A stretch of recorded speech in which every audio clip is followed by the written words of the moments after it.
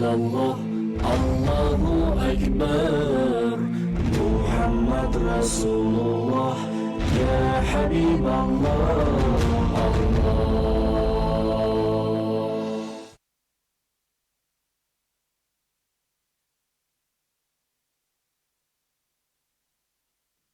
Amatenda amalungi agoogerwako mu butuufu ga Allah subhanahu wa ta'ala oyo ali waggulu. Tumutendereza Allah subhanahu wa ta'ala ne tumusaba kutusonyiwa obubi bw'emyoyo gyaffe n'obubi bw'ebikolwa byaffe. Oyo yenna Allah gw'aba aluŋŋamizza teri asobola kumubuza, na bwe kityo gw'aba abuzizza teri asobola, gw'aba aluŋŋamizza teri asobola kumubuza, ne gw'aba abuzizza teri asobola kumuluŋŋamya. Nkakasa mu mutima gwange era njatuza n'olulimi lwange nti teri kisinzibwa mu butuufu okuggyako Allah subhanahu wa ta'ala, omu yekka atalina kimugattibwako kintu kyonna na kimu. Era nkakasa mu mutima gwange nenjatuza n'olulimi lwange nti Muhammadin sallallahu alaihi wasallam muddu wa Allah era mubaka we. Ebigambo ebisinga okuba ebituufu nga by'amazima tebikubagana byebyo biri mu Qur'ani y'ekitiibwa n'obuluŋŋamu obwannamaddala zi hadithi eza Nabi Muhammad sallallahu alaihi wasallama entuufu. Ebigambo n'ebikolwa ebisinga okuba ebibi ennyo mu ddiini byebizuule muyo olw'ensonga nti bibeera bigunje ate nga byabubuze, awamu n'ekyo nga bitwala abantu mu muliro. Abange mmwe abakkiriza mutye Allah era mwogerenga ebigambo ebituufu, Allah abasonyiwe ebibi byammwe era abawe obulamu obwannamaddala. Abange mmwe abakkiriza mutye Allah mu butuufu bw'okumutya era temutuukibwangako okufa okuggyako nga muli abasiraamu abannamaddala. Abange mmwe abantu mutye omulabirizi wammwe Allah oyo eyabatonda nga bajja mu mwoyo ogumu era mwe yatonda mukyala waagwo n'azaala okusa okuva mu gyombiriri abasajja bangi n'abakyala. Mutye Allah oyo gwe musabirigana ku lulwe Allah kuva dda nga mutunuulizi gye muli. Wiiki eyaggwa twasoma ku haqqu ttariq, obuvunaanyizibwa bw'ekkubo, era Nabbi sallallahu alaihi wasallam yatuwa ensonga zaalinga nnya, nga hadithi yaffe yali mu Bukhari 2465 ne Muslimu hadithi 2221. Bukhari 2465, Muslimu 2121. حديث أبي سعيد الخدري عن النبي صلى الله عليه وسلم قال: إياكم والجلوس في الطرقات وبا على الطرقات mbekesa mbewaza okubeera nti mutuula ku makubo. Faqalu ma lana bud, tetulina buddiro, innama hiya majalisuna, kuno ku kkubo kifo kiri suitable kwe tutuula ne tunyumya emboozi ez'okukyalo n'ebirala. Natahaddathu fiha, tunyumya emboozi ezitukwatako n'okumala ebiseera. Qala fa idha abaitum illa almajalisa, bwe muba muganywe nga mugenda mu maaso n'okutuula ku kkubo, fa'atu ttariqa haqqaha, akati waliwo obuvunaanyizibwa bw'ekkubo bwe mulina okutuukiriza. Qalu wama haqqu ttariqa, wama haqqu ttariq, obuvunaanyizibwa bw'ekkubo bwe buluwa ya Rasulallah? Qal ghaddu albasar, okukakkanya amaaso, ekyo kimu. Wa kaffi al-adha, okuggyawo obukyafu n'ebinyiiza mu kkubo. Ekyokusatu wa raddu salaami, bw'oli wabanga akutoledde essalaamu okugiddamu. Ekisembayo wa amuru bil ma'rufin wa nahyi anil munkar, okukwasisa empisa ennungi n'okuziyiza empisa embi. Ebyo twabinnyonnyola wiiki eyaggwa, naye hunaka adabu ukhra littariq, waliwo empisa ez'omuggundu endala n'eziri mu ahadithi endala nga nazo za mu kkubo nga tulina okubeera nga tuzituukiriza. Okubikola mu bufunzefunze okwongereza ku bya nabbi Muhammad sallama n'okwongereza nabbi byayogera mu hadisi endala. Ekisooka al iltizam bi adabi al hadith, omuntu bw'obeera nga oli ku kkubo bano bagamba natahaddathu fiha, ffe tuli ku kkubo nga twogera kati wawaawo n'empisa ez'omuggundu mu mbeera ey'okunyumya. Kati bano bali ku kkubo banyumya ate nga naawe otambula. Adam atadakhul fi khususiyat al akharin, ebitakukwatako lwaki obiyingiramu. Bano bali ku mboozi bawakana Arsenal Man U, naawe badde otambula ogenda ate naawe otutulu oyimiridde awo owuliriza obabuuza nti Man U kyeki Arsenal kyeki, kakati lwaki oyingira mu mboozi ezitakukwatako. Bakutumya ebintu kugenda kukima mazzi ate osanze abantu bali awo bali ku mbaga bali ku kino oyimirira budde ne bukuyitako. Ebitakukwatako biveeko, fa ku mudaala gwo. Kyova olaba hadithi entuufu nabbi sallama yagamba min husni al islami al mar, ekiraga nti omusiraamu amaze okutegeera obusiraamu n'obusiraamu bwe buli ku piiki, ekiraga nti omuntu obusiraamu abutegeera. Nabbi yayogera ekintu kitono nnyo n'agamba nti min husni al islami al mar tarkuhu ma la yaani, ebitamukwatako tabyeyingizaamu. Ekyo nno kikulu, ekiba kitakukwatako tokiyingiramu. Kigende n'abaana ababeera mu mizikiti, oyinza okuba wakasiramuka nga n'obusiraamu obwagala nnyo naye tosobola ate kubusinga ono ate yabusoma. Kakati ugamba yongera kusoma nakubeera nti oyongereza ku busiraamu bwo, naye ate tuba tofuuka seeka anti ono asomesa bw'ati n'ono asomesa bw'ati, kakati ono yakola bw'ati, ensobi eri ku ono. Gwe ate atamanyi, ate gwe olamu wakati w'amaseeka babiri. Ekintu kino adamu tadakhul fi khususiyat al akharin, ebitakukwatako tobiyingiramu. Ekyokubiri irshadu taih ila tariq sahih. Ntira nnyo bagamba nti abantu abali e Karachi e Pakistan, ekibuga kyandibadde nga kyakusatu e Pakistan bakiyita Karachi oba Sadara, naye abantu abali mu Karachi yonna basinga obungi abantu abali mu Uganda yonna. Kati abantu bakola jjaamu mu kutambula naye nga si jjaamu wa mmotoka. Ebiseera ebisinga ne bannannyini nsi nabo baba batabamanyi gye balaga abamu. Kati abantu baakoowa okulagirira abo ababuze n'abanoonya amaduuka n'ebirala. Kati bw'omubuuza nti edduuka lino liriddawa, akugamba sida weyongereyo, n'akwongezaayo naye ate nga n'okutuuka otuuse. N'olwekyo kwegamba ekyandibadde ekituufu omuntu atamanyi gy'alaga okubeera nga omugamba nti kino wano we watuufu oba otuuse. Abamu ku baboodabooda abandaba mulina embeera abantu bavudde mu kyalo agamba ngenda kugaggawala, ekizimbe kya gaggawala kyeŋŋendako bakukoresera. Kakati ate oluvannyuma onaga nti ali ku paaka empya, ate ebyo ebizimbe byabuuza just kusala busazi luguudo. Oli n'amugamba muno nti kankutwale mutwalo, n'amwetolooza Kampala n'amukomyawo ate wamugje n'agamba ekizimbe kiikyo.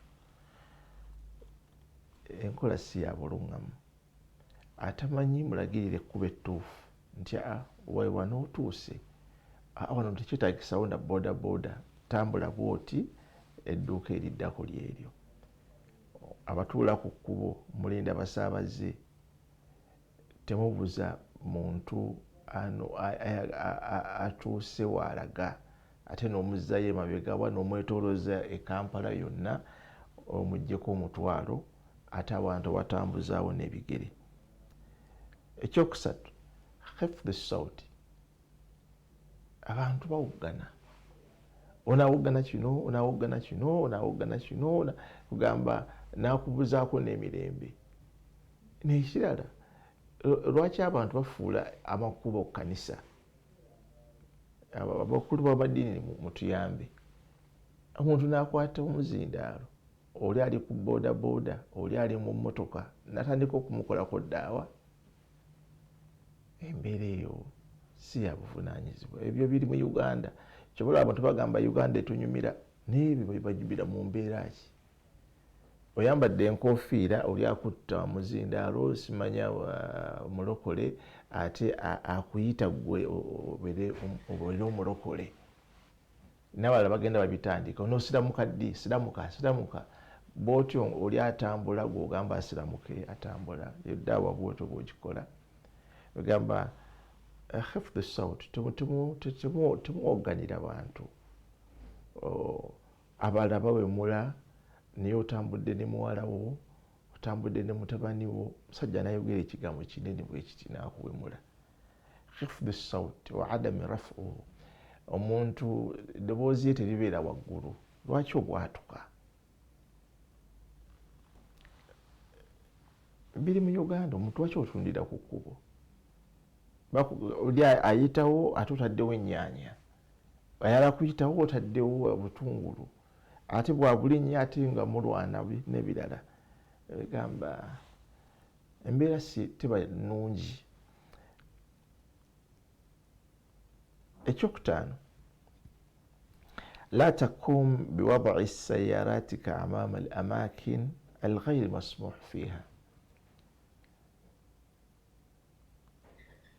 Emmotoka eziri mu Uganda tezisobola kubeera nga zikwata jjaamu asusse nga ffe wano bwe tuli. Naye nze mu kutegeera kwange okutono, jjaamu akwata lwa kintu kimu: abavuga emmotoka tebamanyi we bapaakinga, tebamanyi na waakuyita. Just osobola okulinnyamu ekigere kwa buleeki katono nnyo, oli n'ayitawo, then jjaamu n'alema okukwata. Oli emmotoka tezitambula mu maaso, n'oli naye emmotoka n'agireeta n'azibikira. Ozibikidde bano abayitawo, senga bano baba bayiseewo, gwe ng'olinnyamu ka buleeki, then naziri ne zitambula, then naawe n'oyitawo. Wegamba ffe tuleeta jjaamu, naye nga jjaamu teyandibadde mungi. Lwa nsonga kiki? Oli n'apaakinga awatapaakingibwa. Omuntu n'aleeta n'apaakinga emmotoka mu kkubo oba mu maaso ga eddwaliro. Kyewuunyisa. Ate waatikkira. N'awoggana eno abalwadde bali ku kitanda baagala kufuna mbeera nnungi, puresha eri waggulu, n'awogganira awo bw'atikkira. Ambulance nejja ng'ereese omulwadde, tetalina we paakinga, ate ono yapaakinze emmotoka n'ebisumuluzo n'abitwala. Oli ajja n'apaakinga mu maaso g'oli ate atunda mu dduuka lye n'alizibikira. Egamba kyobola abo abantu bateekawo n'obupande, n'agamba no parking. Naye ku kapande kwennyini akali no parking, wennyini wa paakinga. Ne bagamba Uganda zaabu. Kati Uganda zaabu ku ngeri ki? Ng'opaakinga awo tali kupaakingibwa. N'opaakinga mu maaso g'essomero, opaakinze mu maaso g'edduuka ly'omuntu, opaakinze mu maaso g'eddwaliro, n'abalala bapaakinga mu maaso ga poliisi, naye nga ne poliisi naye eraba.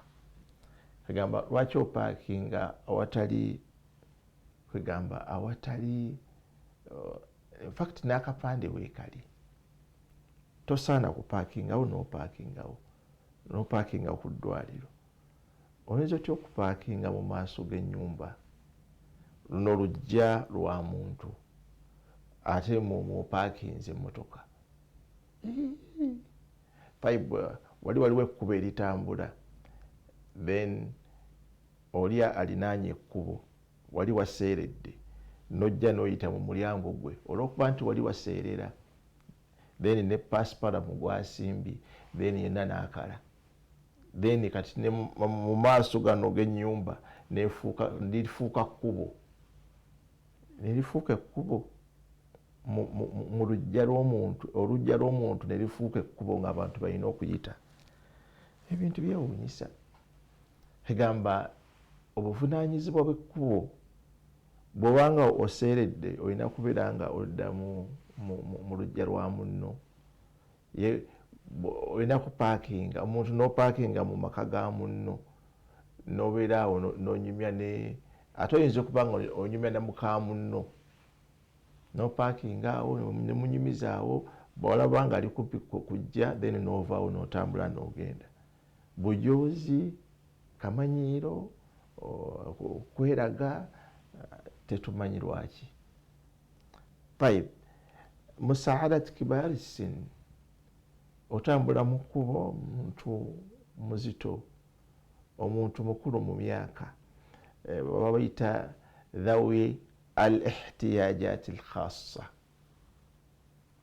mulimu abantu abalina obulemu n'obukosefu ku mibiri gyabwe, be balina haq al ubur, egamba al asbaq, be bandibadde baweebwa first priority okubeera nti bayita ku kkubo. Ffe edda nga tukyali baana bato, era nga awo ku Mukwana Akeedi awo waaliwo baasi, nga baasi ezo nga zitwala nnyo abantu, era nga abantu embeera yali ya mulembe ate nga ziri cheap, baziyitanga UTC. Naye nga muno mu baasi munda mulimu emitto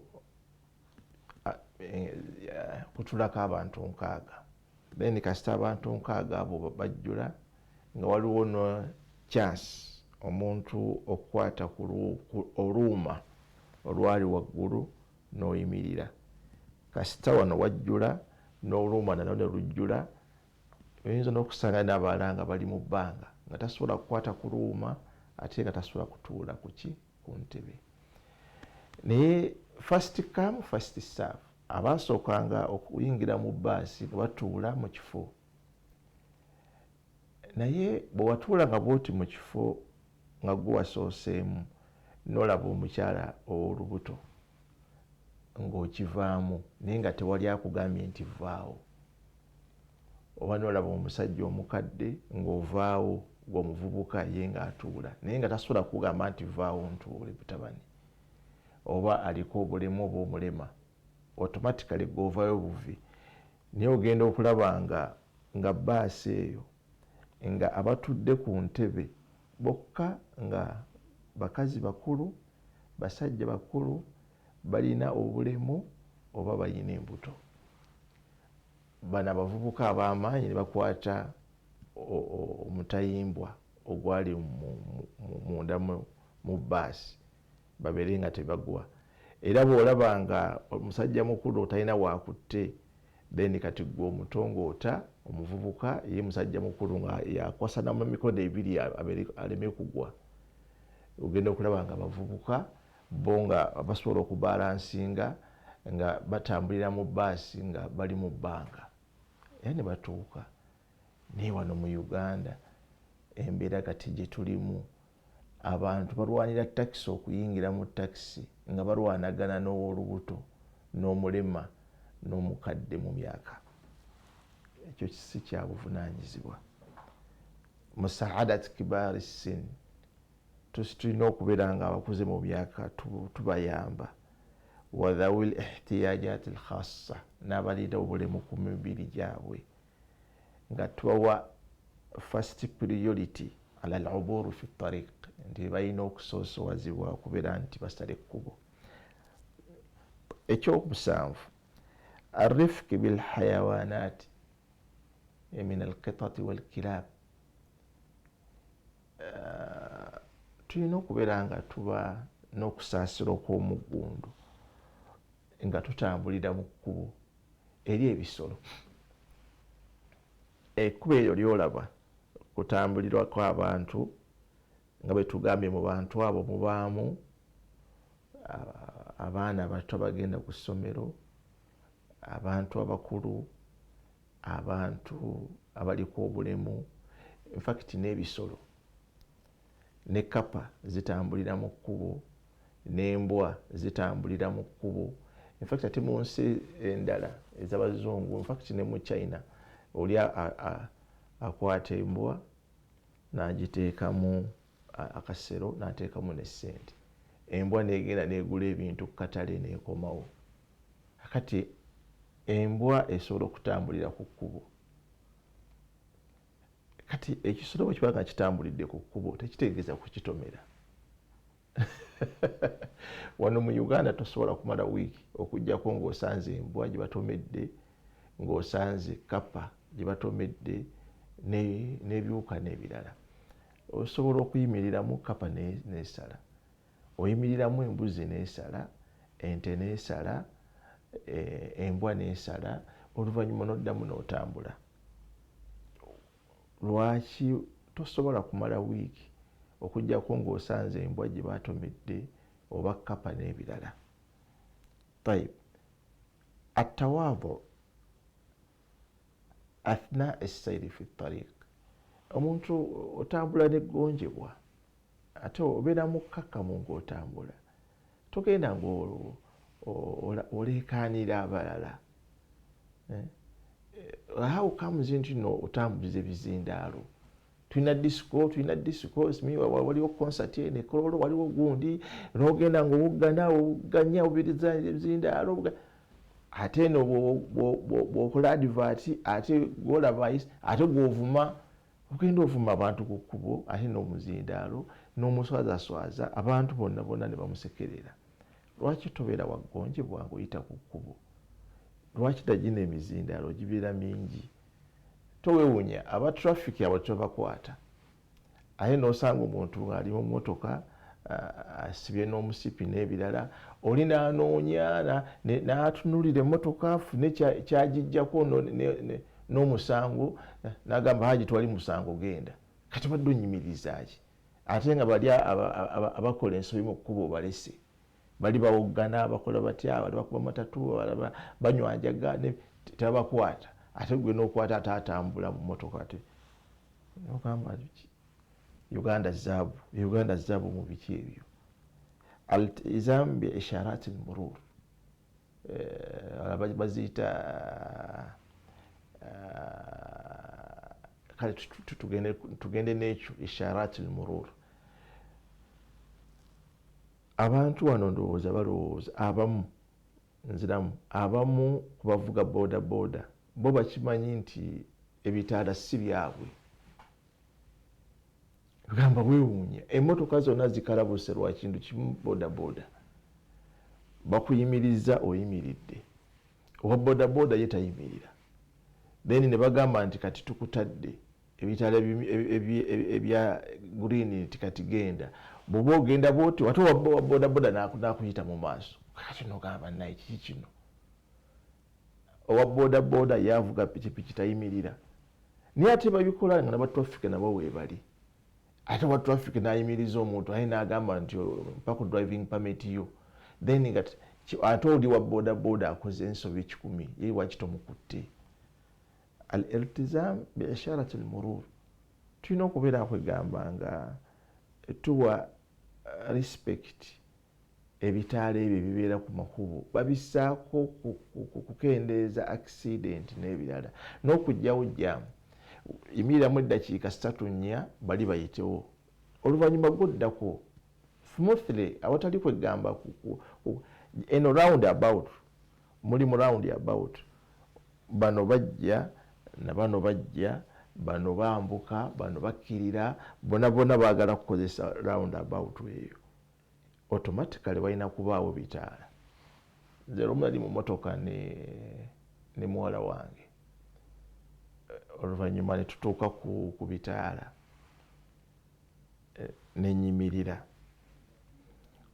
Oluvannyuma ebitaala ne bitugamba tugende, then ono my daughter n'aŋŋamba nti daddy tugende, ebitaala bitaddeko green.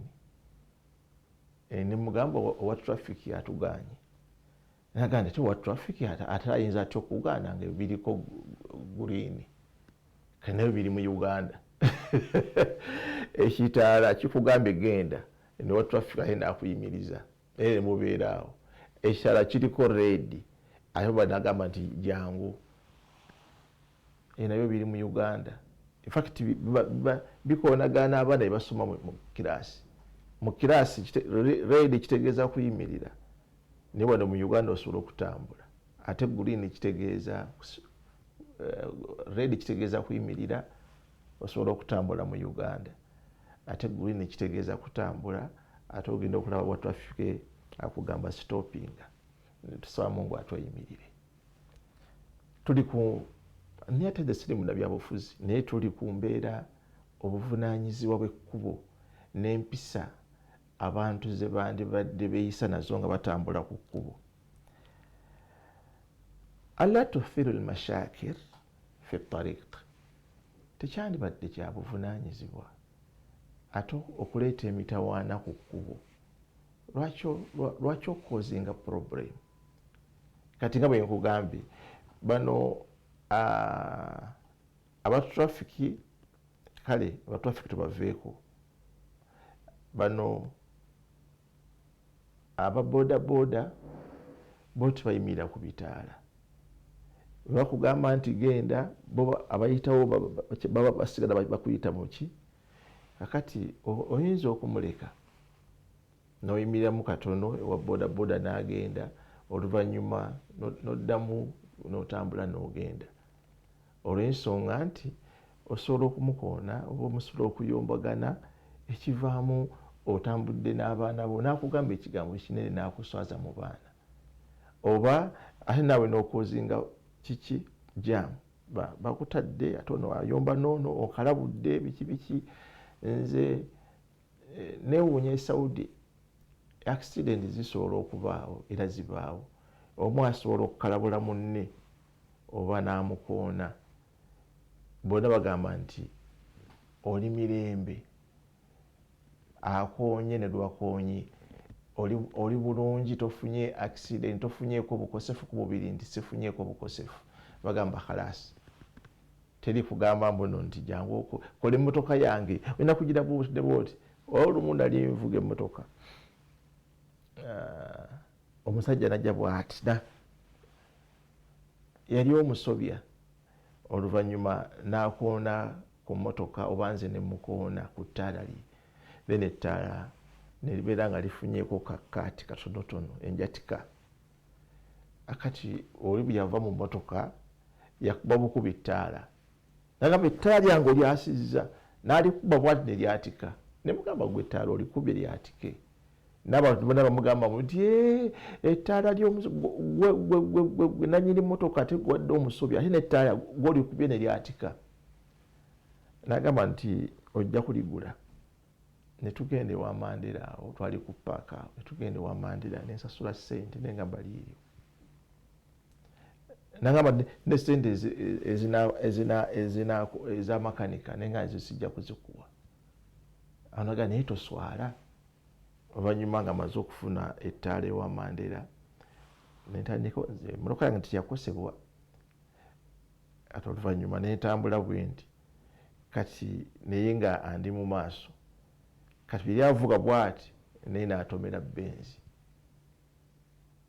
kati nze nenzira bwe nti ebbali ne muyita ne mugamba buno nti naawe ogenda disasula kati oli n'agamba owa benzi nti ayina okulisasula naleka bali kamata dino tudano ebimu oyinza okubireka bagamba nti sorry accident bera accident owa bodaboda akutomedde akukalabudde agamba nti n'essente zennyini ezoze gundi pikipiki tazirina naye yennyini eryako enjawulo yanakukwata ssente emitwalo 35 okukola emmotoka yo kati oyinza okusirika n'okireka n'ogamba alhamdulillah kasita ndi mulamu noono akoonye tafudde mufo ky'okugenda ku poliisi mugire kimumala ettayimu gwe n'ovuga n'ogenda bw'ofuna ttayimu n'ogenda wa makanika n'agira ki naye ate si lugezigezi oba si kwewaana n'ogenda wa makanika n'akukola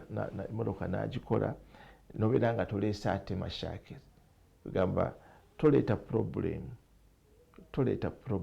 wabula gezaako okujja problem mu kkubo kugamba oyimiridde mu kkubo olwokuba bakukalabudde egamba katulinde wa traffic ajje waliwo agenda mu ddwaliro waliwo agenda ku airport lwaki toddako ebbali sijja kuva wano okujja kuwa poliisi nga amaze okujjiwa traffic emmotoka zonna nezesiba motoka kumpi nga 3 kiki omugagga ayagala bakole emmotoka ye ate omugagga ayagala bakole emmotoka ye bamukolobodde nakyo tekiwa bulungi magezi ga muggundu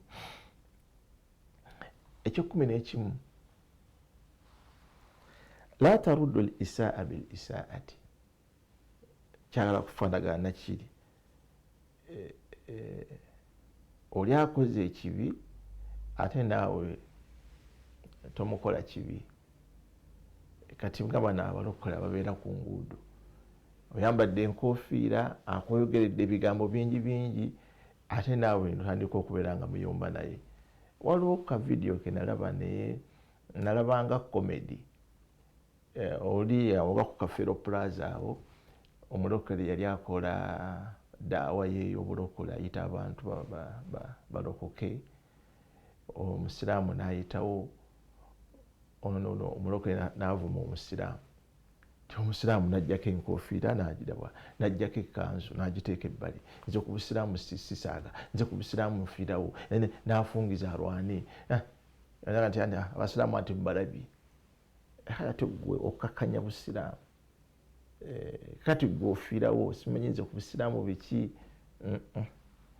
olina okukitegeera nti ate si butiitiizi mu Uganda tuli 4,8 oba 49 kati naye abasiraamu tuliko 9,000,000 kati oyagala bonna abantu abo bakuŋŋaane gweomusiraamu obeere nga gwe gwosinze ku baana abasigadde bonna era bajja gamba abasiraamu bwe mutyo biki muli batujju biki kati okwogera ebigambo bingi oli bwabanga akuvumye mu mbeera bwetyo oli bwaba akuvumye mu mbeera bwetyo oyinza okusirika avumye enkofiira avumye ekkanzu biki osobola okusirika n'otambula n'ogenda naye wama yulaqaaha illa alladhina sabaru wama yulaqaaha illa dhu hadhin adhim omuntu bw'akola ekibi gwe n'omukola kirungi tebikoleka okujja kubagumiikiriza n'aba Allah bwe yawa amageza ag'omuggundu amasukkulumu olw'ensonga nti bw'ogezaako okubeera nti oli akoze ekibi naawe okimukola twabikolangamu nga tukyali mu primary nga tuyimba ennyimba bana basamba akapiira bwakulinnya naawe mulinnye tomutya bwakuwa siporo naawe muwa siporo ebiseera ebya siporo ndoza yaliwo oba akyaliwo simanyi naye kwegamba bwakulinnya naawe n'omulinnya kiringa bonna abazannya omupiira oli bw'abeera nga akulinnye basobola okumuwa reedi oba okumuwa yero naye bw'amala gwe balinnye n'osituka n'omukuba ekikonde oba naawe ate ngaomupiira bamaze okufuwa firimbi ate gwe ofuna reedi kaadi kati gwe olina kugumiikiriza akoze ekibi ate gwe tomukola kibi ahris ala nadafati tariq ekkubo lirina okubeera nga liyonjo toteeka bukyafu mu kkubo infact eno message egende eri bannabyabufuzi oba ba engineer ab'enguudo mu Kampala tenya okubeera mu Kampala city naye ate site endala ziri ez'ewala tebibaamu ebinnya mu ebiri mu kkubo kituufu then ate ekinnya ekyo ate n'okwata ettaka ate n'oteekamu ate oluvannyuma enkuba n'etonnya ettaka eryo ne livaamu ate ne ligenda mu mwala kati lwaki sente z'omusolo zonooneka? Ekinnya nekigenda mu kkubo ate olusozi oluyinza okuba nga liri kasozi then n'oteekamu ettaka then enkuba neetonnya ettaka lyonna ne livaamu ne ligenda mu mwala ate emyala ne gizibikira. Walina okubaawo obuyonjo mu kkubo. Lumu twali tugenda Embarara egundi e Rwanda e Katuna ne tuyingira munda mu Rwanda. Twali mu mmotoka yakka ate era ng'eriko ennamba za Uganda. Kati omu munnaffe mu mbeera y'okubeera nti mu Uganda bwe tukola bwe yanywa bw'ati akacupa k'amazzi n'akasuka wabweru. Naye yakasuka wabweru w'ekkubo bw'ati. Kati bano abaali wabweru w'oluguudo ne bakuba essimu manye ate yo internet na biki ebyo bisinga obungi mu Rwanda bya bwereere. Niffe tetwategeera nti waliwo akubye essimu. Oli n'akuba essimu n'akubira abasirikale abali mu maaso nti ennamba eriko Uganda, eriko ennamba za Uganda, esudde akacupa mu kkubo. Ne batuyimiriza. Agamba tetugenda kuba wa fayini n'ebirala naye muddeeyo emabega. Akacupa ke musudde mu kkubo then mukaleete wano. Ne kilomita kumpi nga 15 oba 20. Ne twegayirira sebo tuli bannayuganda, ffe bannayuganda tukasuka ebigundi kasasiro mu kkubo naga nti byonna mujja byogera mu bimaleyo naye temugenda kweyongerayo. Muddeeyo emabega akacupa k'amazzi ke mukasuse mukakomyewo. Ne tuddayo emabega naye nga tutunira munnaffe akasudde tugaa nti biki byo amafuta gagenda mangi. Ne tufuna omukisa ne tukafuna ne tuddamu ne tuvuga ne tukabawa ne bagamba mukateeka wali mu kasasiro mu dustbin ne tukateeka mu kasasiro nagaa naye temukiddamu. Ne tuddayo ne tugenda. Era bwe twatuuka ate era mu kibuga Kigali nakyo nokankiyiseewo ne tufuna we tusuula mu woteeri enkeera ne tugenda mu tawuni. Abasirikale ne batuyimiriza naga nti emmotoka yejjudde ettaka si nnyonjo tebanaba kujooza. Twali tugenda bawa fayini naye olw'okuba nti muli bannayuganda mugende wali muvuge bwe muti mugende mu washing bay bajooze emmotoka ereme kuleeta bukyafu mu kkubo. Bwe babeera bakwata n'emmotoka enkyafu mu kibuga Kigali ate watya omuntu okukwata kafirita n'okakasuka mu kkubo. Waliwo omuntu ali ne Bahaji e Makka. Haji n'akwata juice n'akasuka bw'ati. Ne bamugamba muno nti ogenda kusasula essente akola mu City Council zaafuna omwezi. Ne twegayirira ono Haji anti Haji omanyi eri Bahaji ye muntu gamba tamanyi wali dustbin tamanyi we yasuze tamanyi ne gyagenda wakulagirira. Ono Haji mutusonyiwe ono Haji nagamba Haji tokiddamu naye badde ogenda kusasula dola zalinga dola nga 4. Nolwekyo kwegamba tulina okulongoosa amakubo tetuteekamu bukyafu. Tebateeka bukyafu mu kkubo. Tulina kuteeka bukyafu. Ekkubo lirina kubeera nga liba kiriini. Ensi ezo ezakula China abasuubuzi mwena ekyo mukimanyi okuva ku ssaawa 9 ogw'ekiro baba tebakkiriza mmotoka kutambula okuggyako ezivudde ku airport oba ezigenda mu ddwaliro emergency ambulance n'ebirala. Naye okuva ku ssaawa 9 mpaka kumpi ssaawa nga 10 nga mmotoka za gavumenti zijja nga zirongoose ekkubo lyonna nga kiringana endala esooka neeyera eddako neteekawo ebyovu then eyokusatu negenda ng'ekaza. Enguudo zonna ogenda okutuuka ku makya ku ssaawa nga 11 oba ssaawa nga 11 ez'ekiro then emmotoka ne zitandika okutambula nga wonna wayonjo.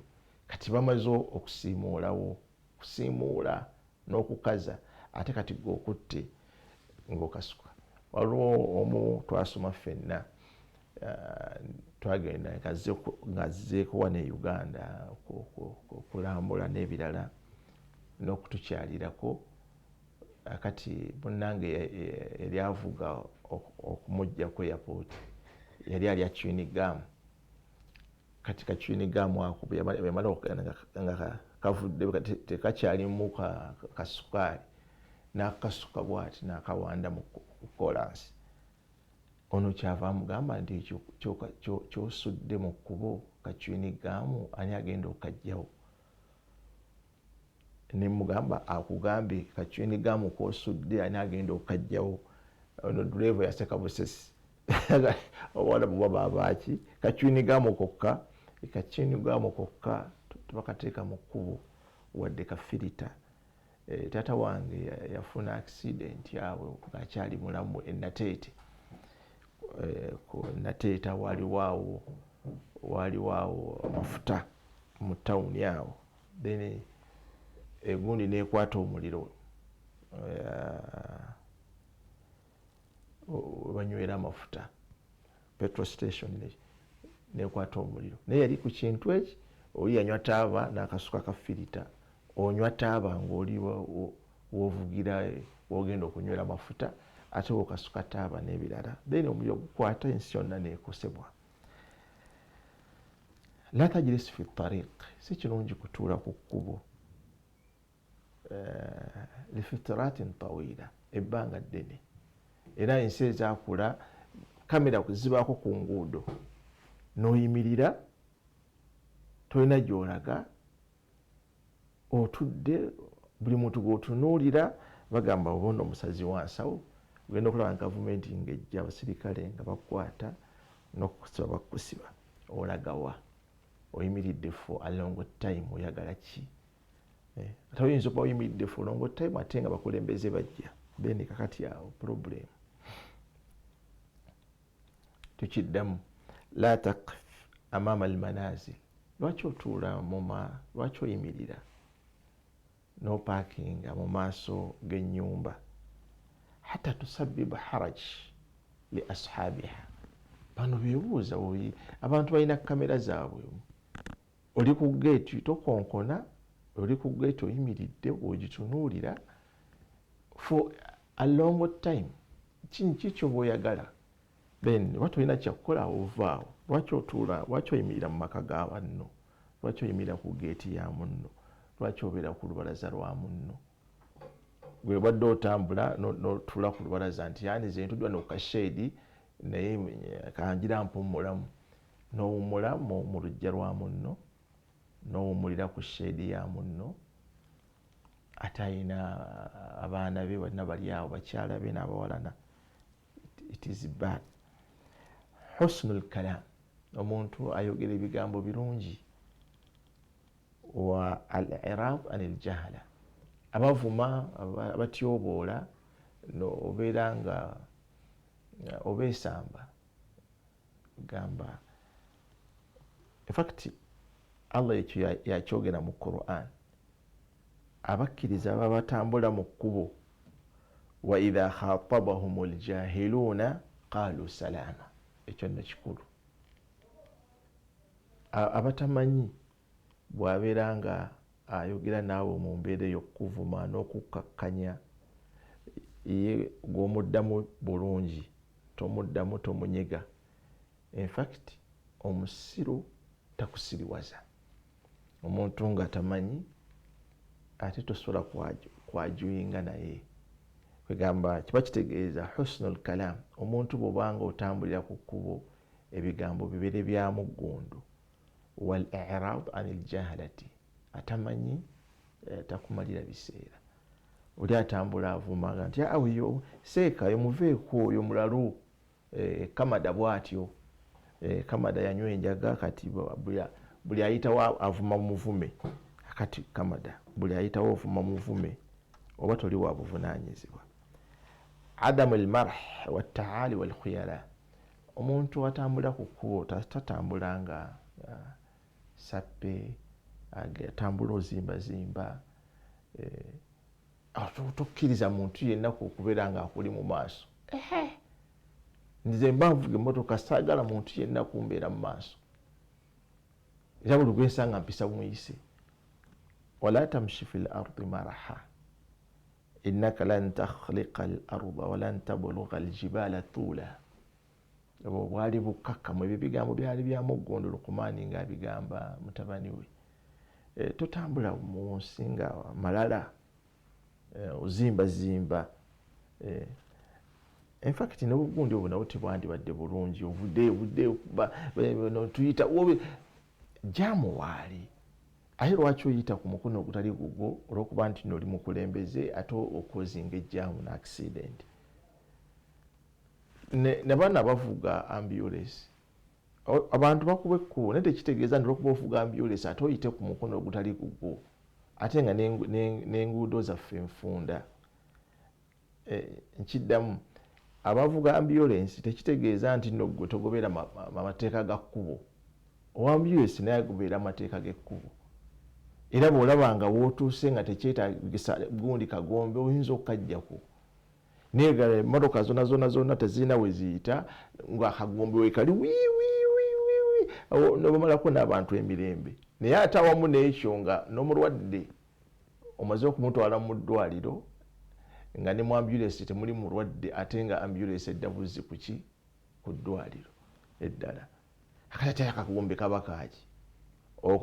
Otaddeko akagombe ng'omutwala mu ddwaliro oba ndigudde omutuusiza mu ddwaliro, kati then ambulance ogizaayo mu ddwaliro ettono gyebadde esimbi. Era kyetaagisa bakagombe ng'ogenda ogamba abantu osagula ekkubo n'ebirala. wala tamshi fil ardi maraha innaka lan takhluqa al arda walan tablugha al jibala tula. Suratul Isra aya 37. Almashi bilwaqari wattawadhu wassakina. Bwe tuba tugenda kusaala nga tugenda kusaala swala tetujja nga tudduka tutambula bisakinati walwaqar. Kyetusanze kyetusaala ekituyiseko tukiriwa. Kakati gwe omuddu wa Mungu ate gwe n'otambula ng'odduka munviire sola empiseeko ogenda sindika balala odduka misinde yakusanga jjama. Wa ibadu rrahmani alladhina yamshuna ala al ardi hauna. Baba bategeeza almashu bilwaqar wattawadhu wassakinati. Tutambula nga tetugamba fast nedda, mpola mpola. Akanyigo kabeera mu kikuubo awo naye just ffe nyini ffe abantu ffe tukaleeta. Musobola okuyimirira bali ne basooka ne bayitawo, then kati nabo ne bayimirira nabano ne baddamu ne bayitawo peacefully. Naye kati okuyitawo awo buli omu ayagala kuyitawo, buli omu yaba asooka, then kireetera nti nga tulina wotambulira. Kugamba ffe tukoozinga jjaamu naye nga jjaamu teyandibaddewo. Imatatul adha ani tariq min al iman, okujja kasasiro n'ebinyiiza mu kkubo. Ekyo nno nabbi yakiteeka nti ebyo kyekimu ku bukkiriza. Yagamba nti al iman bid'u wa sab'ina shu'ba. Imaani zirina categories nyingi. Adinaha a'laha, imaani ate eri ku top la ilaha illa Allah. Qawlu la ilaha illa Allah imaani eri waggulu. Ne imaani esembayo ddala eno wansi imatatul adha ani tariq, okujja ebinyiiza mu kkubo.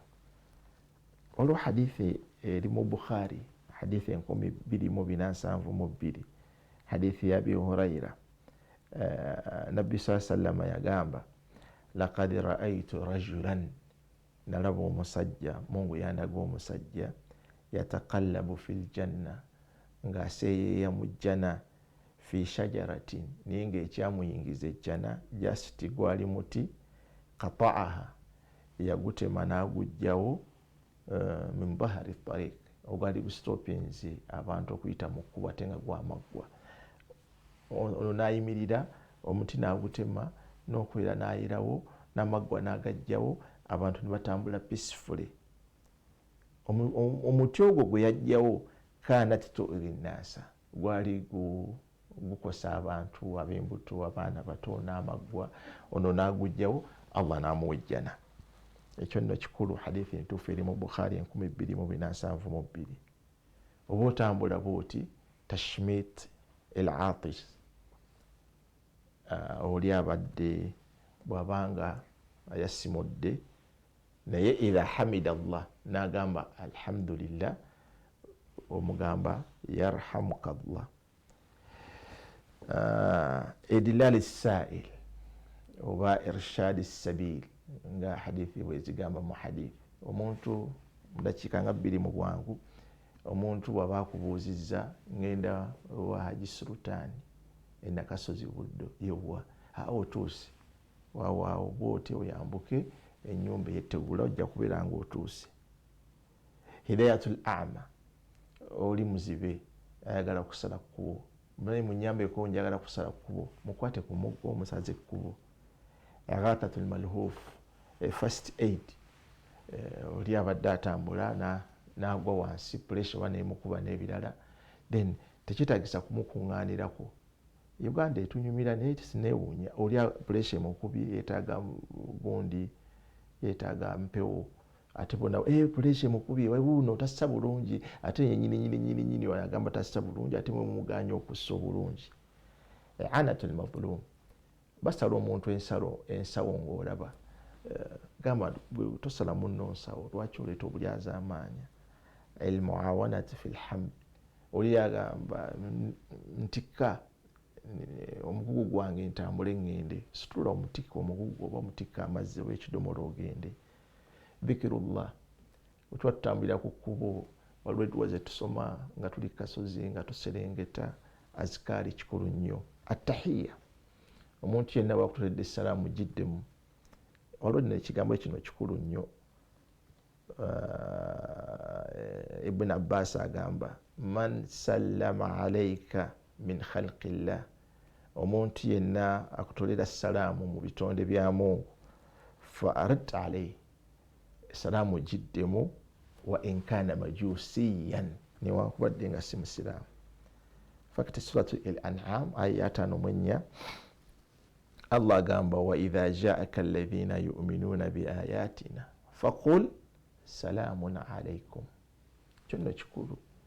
Eyo aya namba surati al-An'am 5.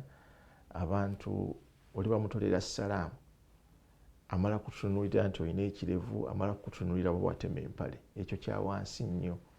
Aya eyo mugiwandiike, suratu al-An'am 5. wa idha ja'aka alladhina yu'minuna bi ayatina faqul salamun alaykum. Akasembayo adam alqada'i alhaja fi ttariq, kibi nnyo okukunkumula n'okuteeka ssusu mu kkubo. Ate abalogo balina embeera tetegeerekeka, bwe bagenda eri abantu nga baagala simanya kubajja ku bisiraani n'ebirala, amugamba genda mu sitenseni oba oteeka obukyafu, ebisiraani bijja kuggwako. Naye ate nga Nabbi sallallahu alayhi wa sallam agamba ettaqu al-la'anayn, beekesa ebikolimo ebikwata nga bya mirundi 2. Oli bw'asabiddwa n'akkolimira ekikolimo kikwata, kyekiruwa alladhi yatakhalla fi tariqi nnas au fi dhillihim, omuntu ateeka obukyafu mu kkubo ly'abantu oba omuntu n'ateeka obukyafu mu kisiikirize abantu kwe batuula. Bw'atuula bw'ati mu kisiikirize nga otaddewo obukyafu, n'agamba Mungu yataddewo obukyafu omukube laana etuuka. Olwekyo tetuteeka bukyafu na kukunkumula na kuteeka bukyafu mu kkubo. Tetuteeka bukyafu mu kkubo, tetufuka ku kkubo. Oyambadde enkofiira n'ekkanzu n'otandikwata okufuka ku kkubo, tolina n'amazzi, tebisobola kuggwayo. Ebyo bye tusomye olwaleero, adabu tariq, obuvunaanyizibwa bw'ekkubo. Tusaba Allah tulaga amazima tubeere nga tugagoberera, atulaga obulimba tubeere nga tubuleka. Wa sallallahu wasallam ala sayyidina Muhammad wa ala alihi wa sahbihi wasallam. Assalamu alaikum wa rahmatullahi wa barakatuh.